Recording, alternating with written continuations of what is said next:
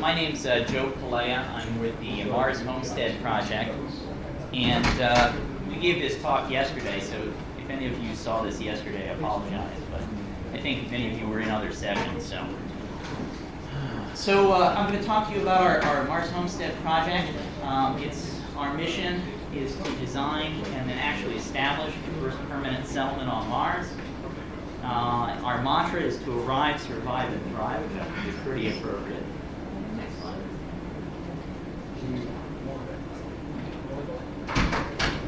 So just to give you an outline,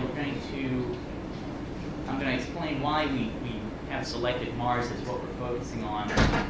How do we get from vision to reality? So what's our path forward here with this?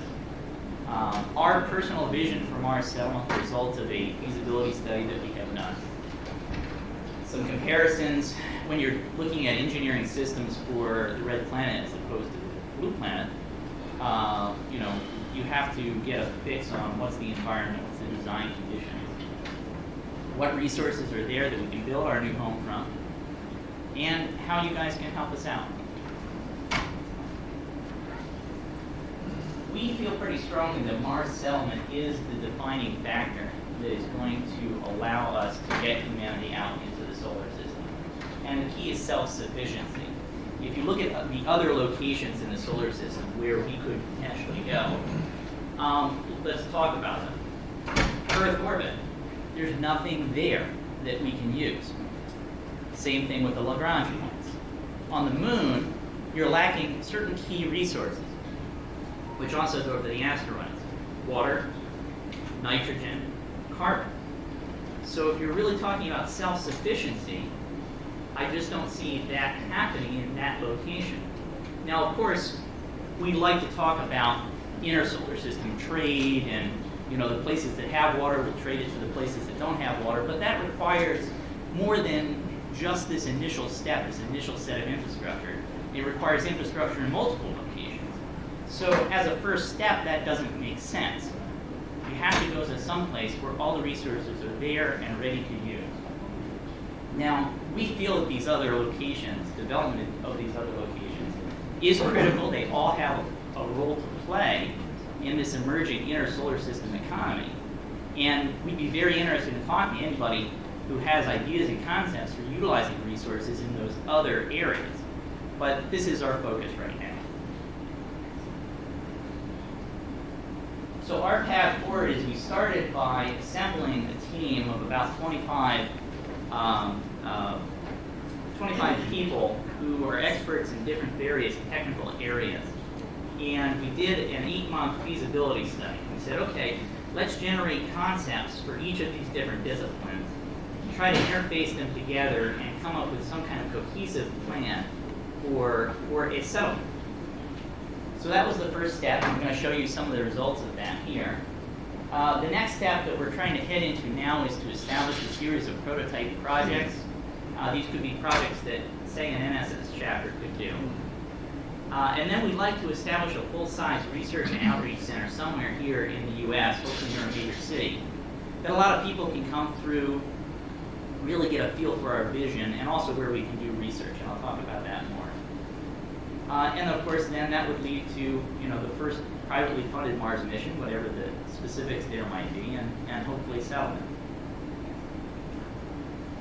So let's talk about the challenges of settling Mars. What are some of the, and just doing exploration for that matter? Well, we want to have max flexibility, not mass production. So ideally, if I'm sending a piece of industrial equipment to Mars, I'd like it to be able to pump out 10 different products instead of just one set of equipment that produces millions of items of one particular product but nothing else. Worker productivity. Labor is going to be a very in-demand resource on Mars, and there's not going to be much of it. So you have to make sure that your people are very productive, that there's the right kind of mix of people and robots and automation systems, such that you can get the things done that you need to get done. Of course, we have limited Earth to Mars transportation, so that's going to drive us towards trying to make as many of these high-mass, low-tech items as we can out of local materials. And there is this delay time that's going to be a factor. Mars unknowns, I say, your dragons, sea serpents, and savages. There's things about Mars that we're going to learn in the process. One thing is dust. I think we can do a little bit of analysis, but we really won't know how these really complex systems react to the Martian dust environment until we get there and run some of them. So there's all kinds of things that we may learn in the process. Let's see, adapting Earth manufacturing and mining methods to Mars. How do these processes operate in the lower G environment, in the low pressure environment, the temperature environment? And of course, we want to try to minimize in our concepts the overall settlement cost if we can.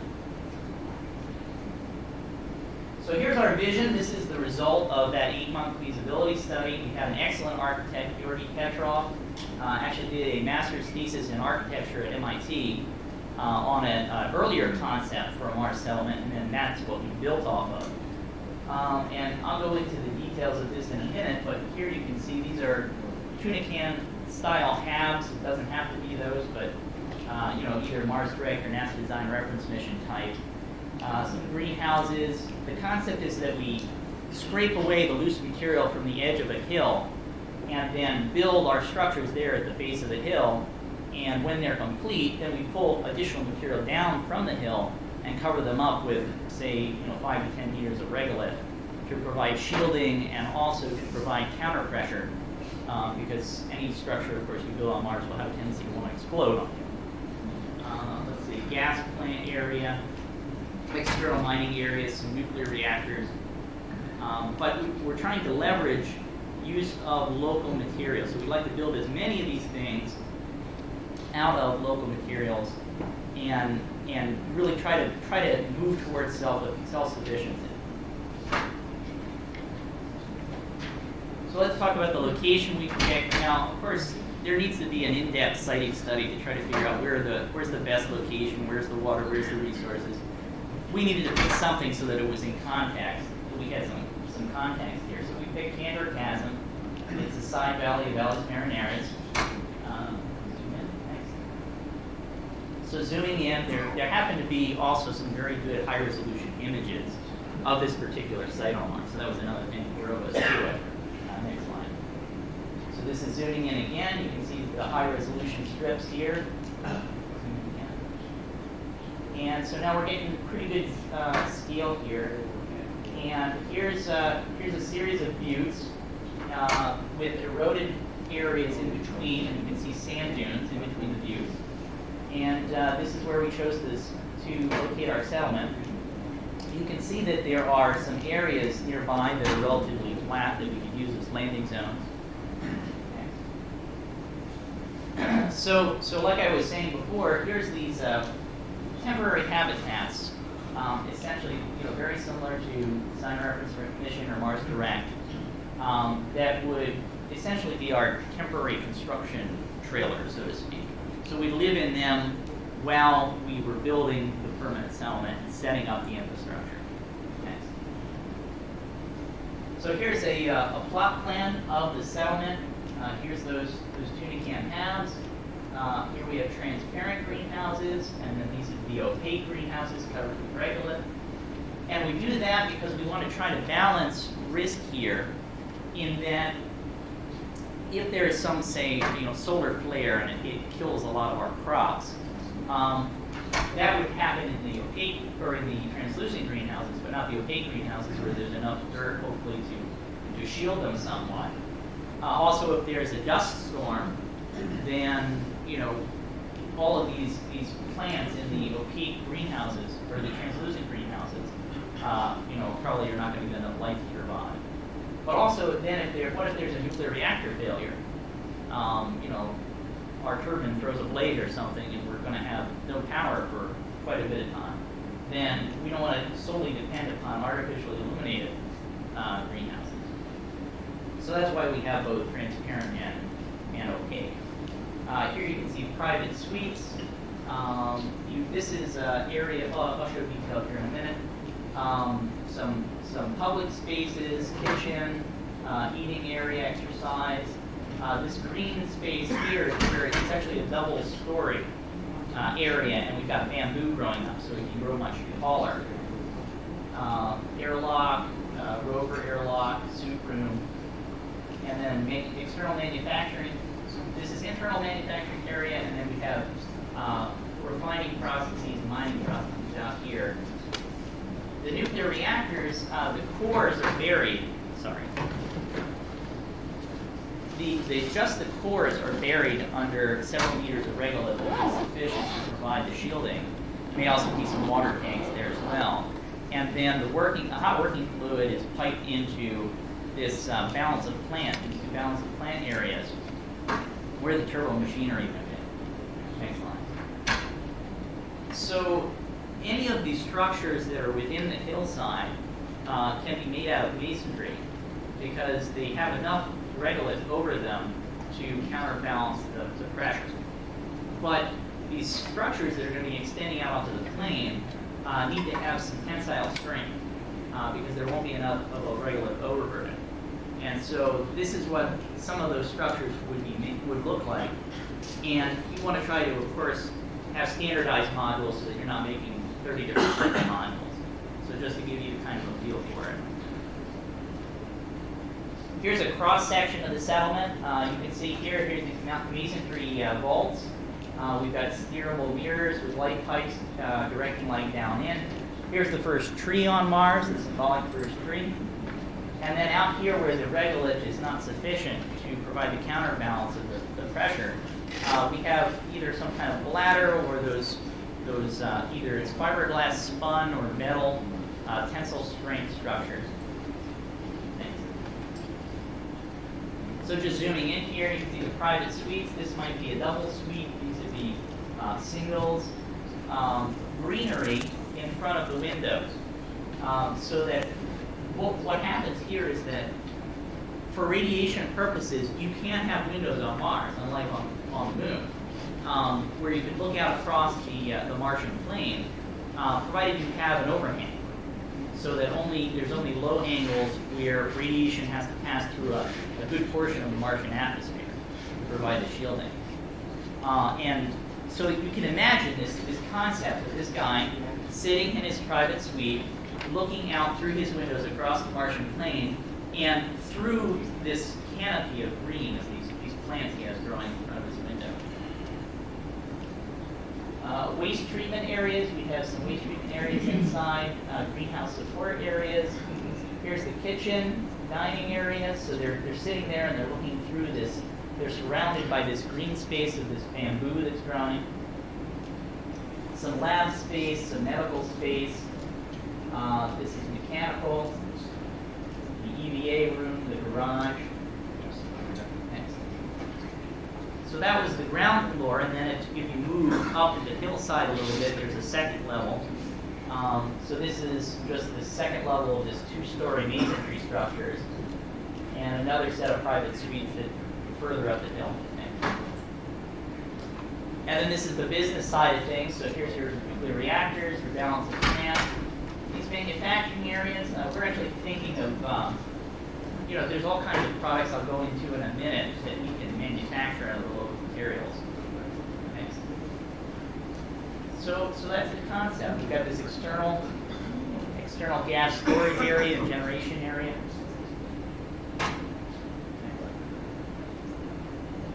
So once we've constructed this initial set of infrastructure, so the mining, refining, and manufacturing processes are in place, we generate this settlement for 12 people, which we think we can do. I think it's 4 to 6 years is the process to do this. Then, this would be for 12 people, and maybe you send maybe 3 of those go back to Earth because you need to take parades and heroes to come back to Earth, and so we keep getting funding for this. And then you can expand because you have the industrial base is now established on Mars that you can use it to create additional space, additional living quarters, additional building materials. So you can continue to expand around the butte, around the hill, and have this grow into an ever larger and larger settlement.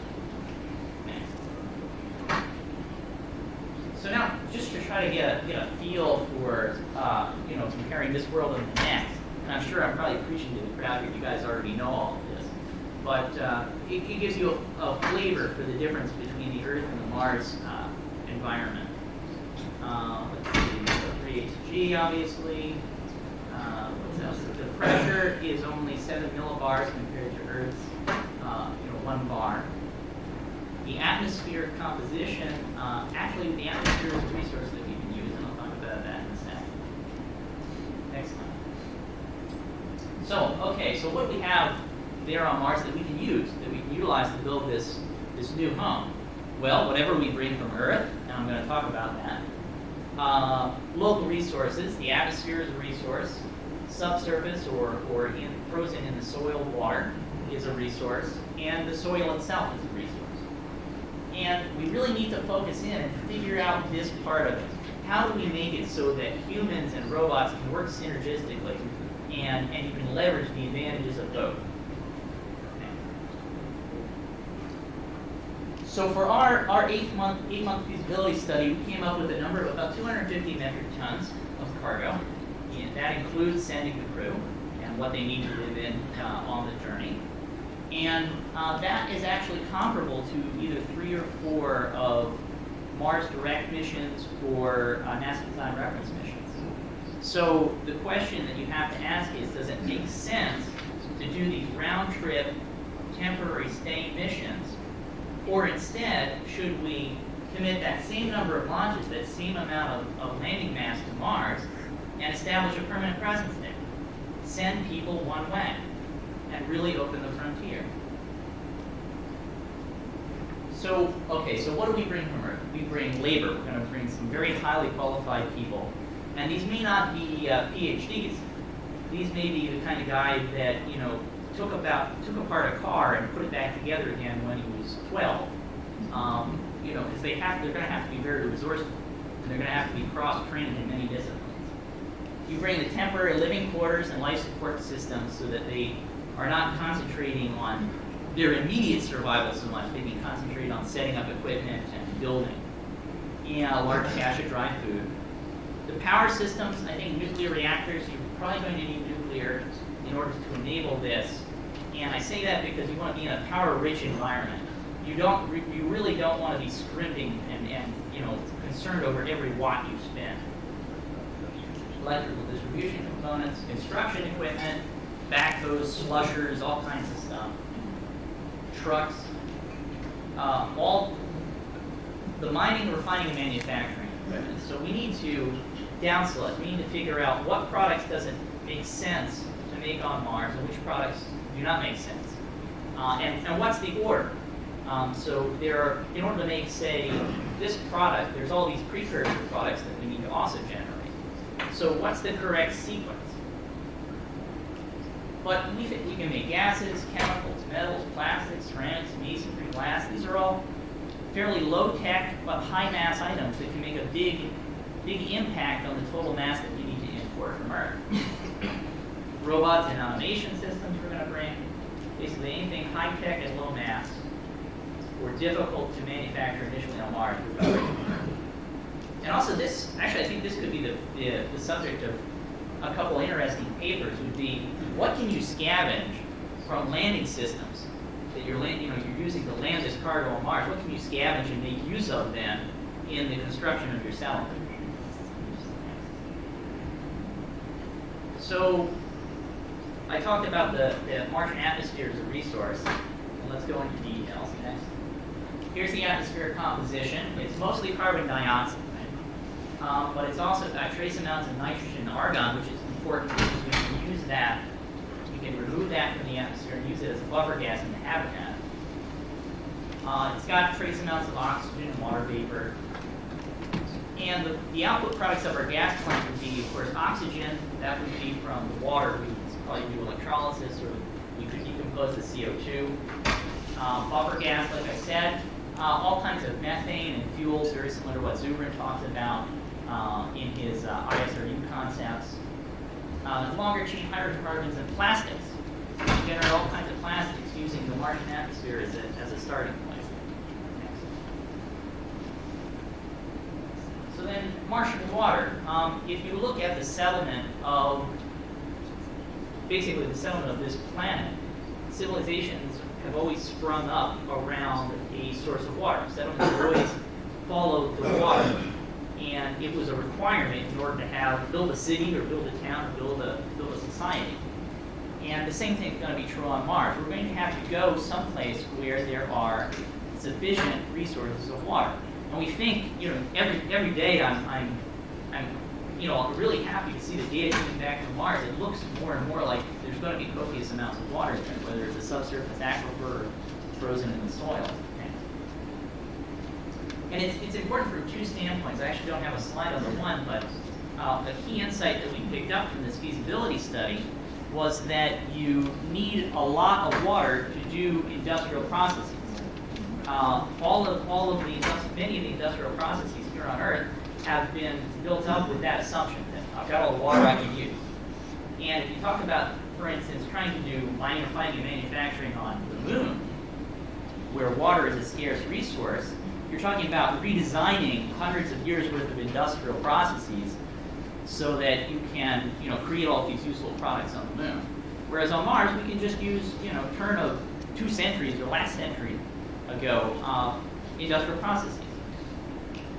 The other place where we're going to use a lot of water, as if you listened to Gary's talk earlier, is in the greenhouse. And this is the greenhouse cross section.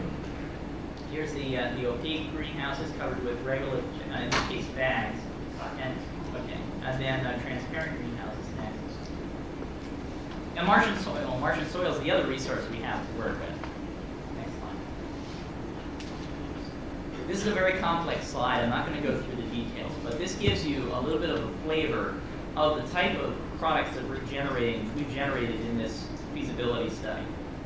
There's a lot of detail here that I'm not sharing with you right now because we're still in the process of trying to write it up and publish it. So really what I want you to take away from this is that there's a lot more good information coming, and we're continuing to work on this and refine our concepts.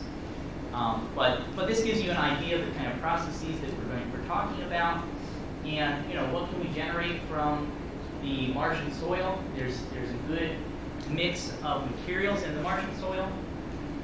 The fines we might be able to use in media filters, iron and steel, aluminum, gravel, landfill, lime, aluminum. So you kind of get a feel for some of the steps we have to go through here. So we need your help.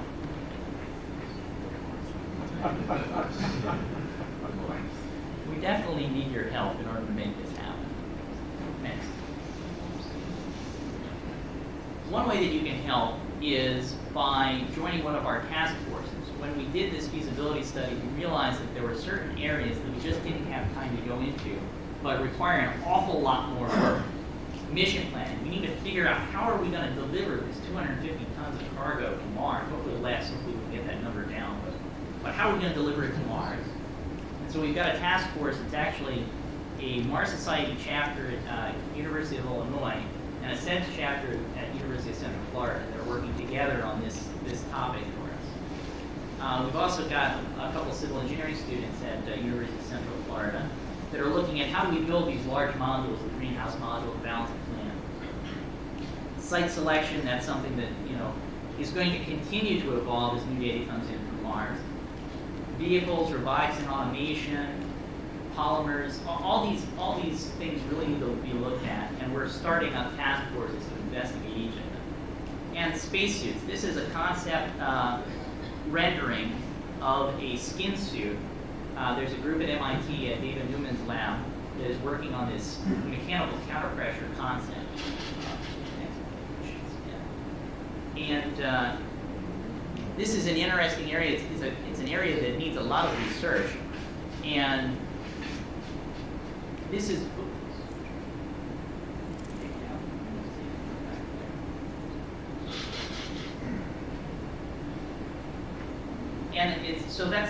it's something else that needs to be looked at. We're far way away from realizing a mechanical counterpressure suit like that. Right now they're working on individual parts of it. But it's just another example of an area that needs more research.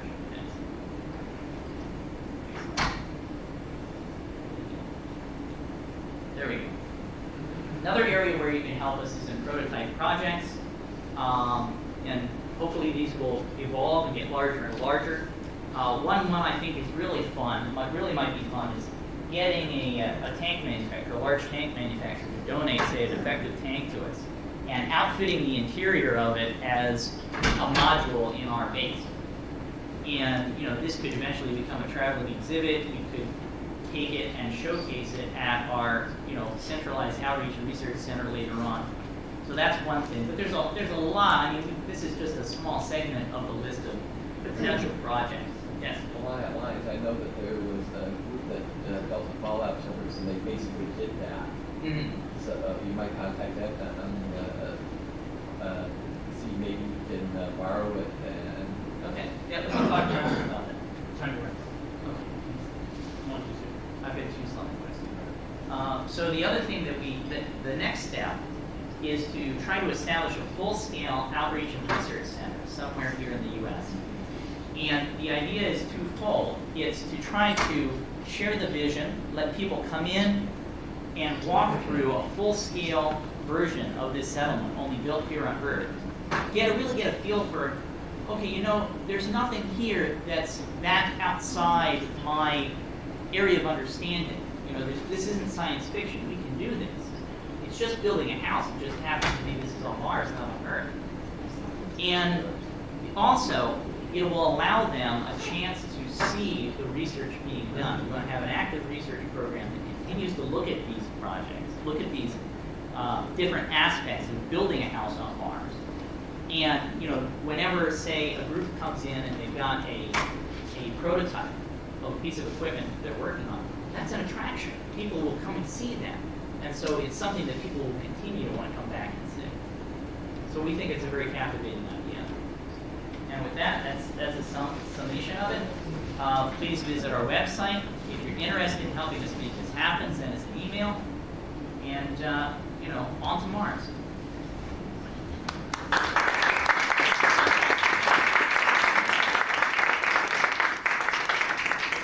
in about 3 minutes. I'm not sure where. I don't know, but there are time for a couple questions.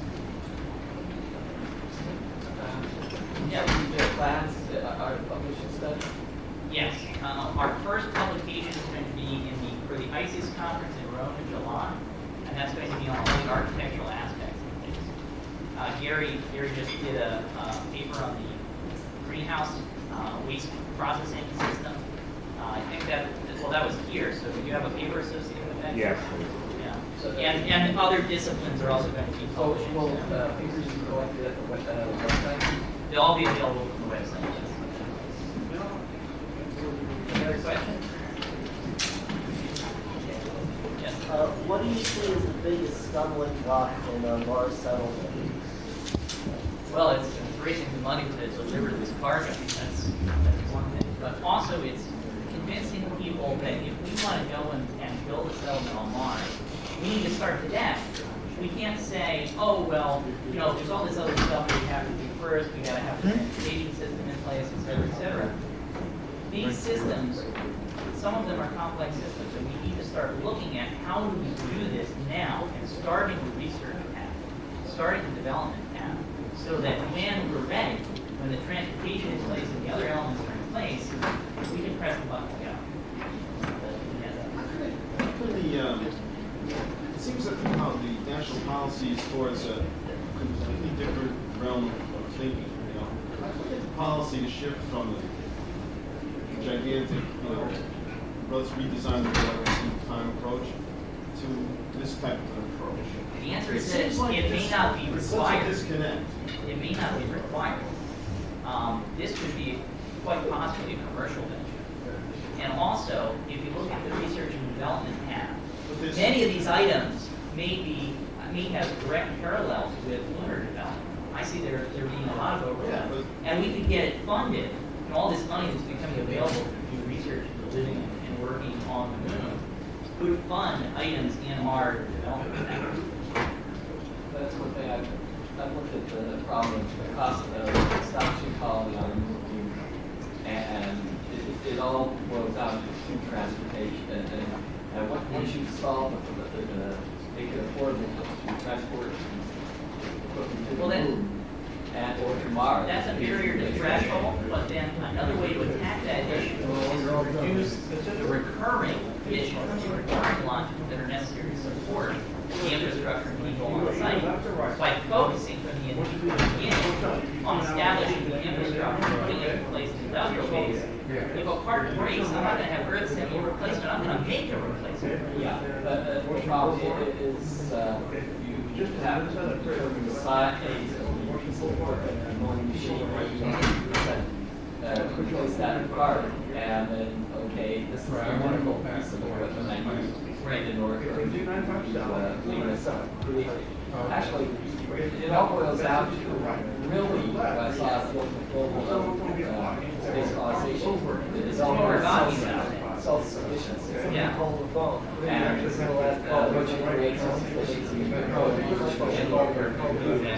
But we think Mars is because it's the easiest to get the threshold of self-sufficiency over on Mars than anywhere else.